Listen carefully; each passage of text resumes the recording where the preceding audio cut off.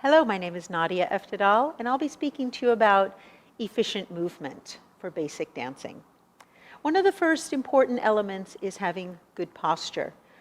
But what do we mean by posture? Probably another word that's better is using the word alignment, alignment of the body.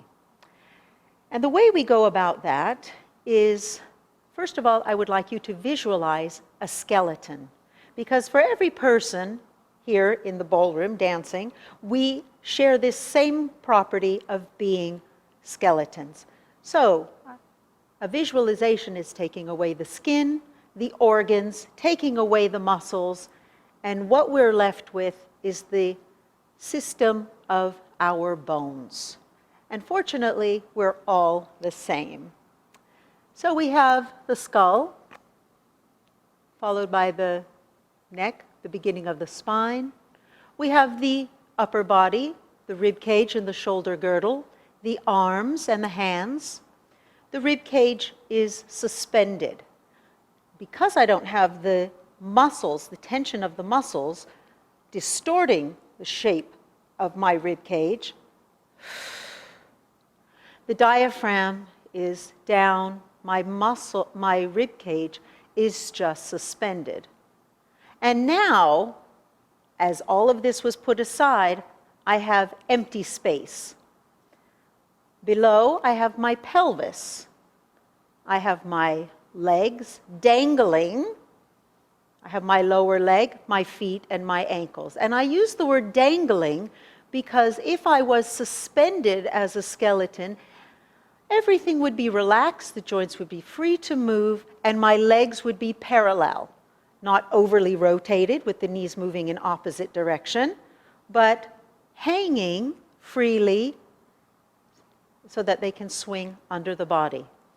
Now, from this position, I'm just allowing my joints to move. I have a long spine, tailbone is dropped down, rib cage is dropped down.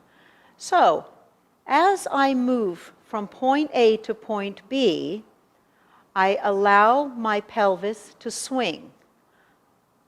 I can also have my leg swing forward and back. I can allow my leg joint to move in a circle. And notice, not everything is affected just because I move one part. Essentially, I'm separating the body parts by freeing up the joints. I can move my legs quickly. I can move them out and in, and not affect everything else in the body. So if I was to start by walking, what I would do, the first thing I would do is I would open my feet, and I'll turn sideways so you can see this. I am at a place of balance. And from here, I'm now going to shift my skeleton. I'm going to shift my bones from the middle of my foot to the front of my foot, to the point where my heels can gently kiss the floor. And now I bring myself back to the middle of the foot, and then I shift my bones to the back of my foot so my toes can come up and down. With this idea in mind, I can shift all of me around the platform of my foot, and I am still able to maintain balance, and I'm aligned. My head is resting on my shoulders, the rib cage is down, the pelvis is on top of the legs, moving across the feet. So, this is very subtle. One of the things that's important is that when you are freeing up your joints and feeling the relaxation, we can make big movements and we can have some fun with it, but also we need to start paying attention to what is actually happening on the inside of the body in a very gentle way and in a very subtle way. So if I was to continue on and now start to walk, as I'm walking, I'm going to, and I'm not dance specific now, I'm simply in the action of walking. I'm going to free up my knee and allow my leg to swing from the hip joint. And I'm going to extend my leg, and this is the important word I'd like you to takeaway is synchronize. I am going to synchronize the transference of weight from one foot to the other.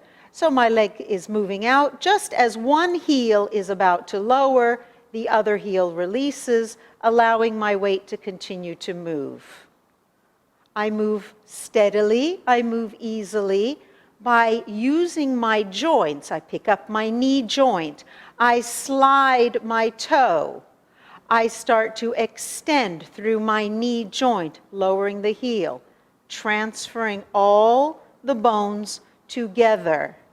I'm not worried about hip action, I'm not worried about any of those specific elements right now. I'm just wanting to simply share with you how we can become a little bit more efficient in the way we align our body. So teachers, here's one little drill that you could practice with your student to help them understand alignment. Just one moment. And what it is the age-old trick of putting the book on the head.